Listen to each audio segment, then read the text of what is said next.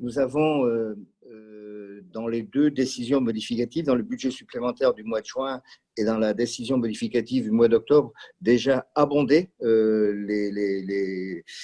cette ligne-là en direction des bénéficiaires du RSA, d'1 million et de 1,5 million la deuxième fois. Donc, ce sont des sommes importantes, inquiétantes.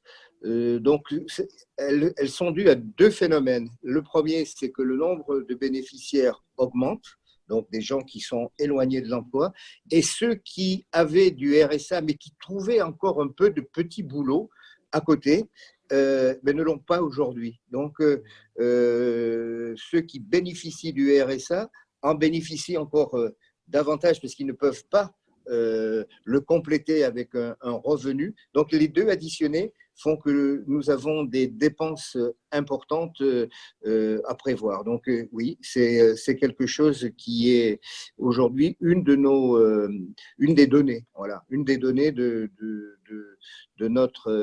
conseil départemental, de la collectivité.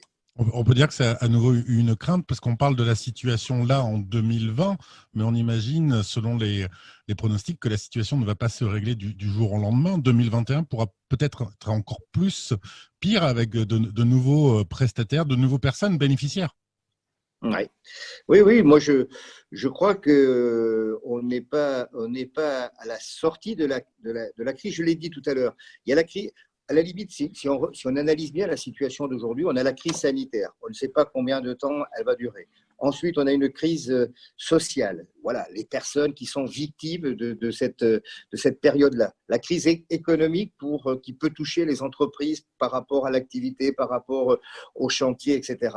Donc, nous devons, moi, au niveau du département, puisque je parle là au nom du département, être présents dans cette tempête pour accompagner les usagers qui sont les plus en difficulté. Voilà ma mission. Elle est importante puisque c'est eux qui peuvent être les premières victimes, les plus fragiles.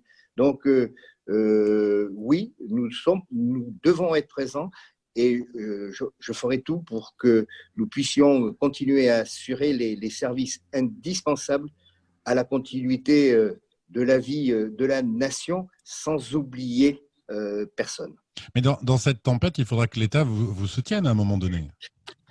Oui, ça c'est une très bonne remarque et ce n'est pas la première fois que je la fais et qu'on la partage. Les AIS, les allocations individuelles de solidarité, qui sont une part importante de notre budget, devaient être compensées par l'État, et notamment le versement du RSA. Et on voit bien aujourd'hui que le versement qui augmente du RSA est de plus en plus à la charge de la collectivité, uniquement de la collectivité. Donc oui, c'est quelque chose qui est inquiétant. Moi, je demande que ce soit la solidarité nationale qui soit enclenchée pour venir en soutien à ces publics les plus fragiles. Le département, à lui seul, ne pourra pas le faire, d'autant plus que on ne va pas rentrer dans le détail, mais je vais simplement donner un exemple. Si nos dépenses continuent à augmenter et si les recettes de fonctionnement continuent à baisser, on aura des difficultés à trouver un équilibre budgétaire au bout du bout.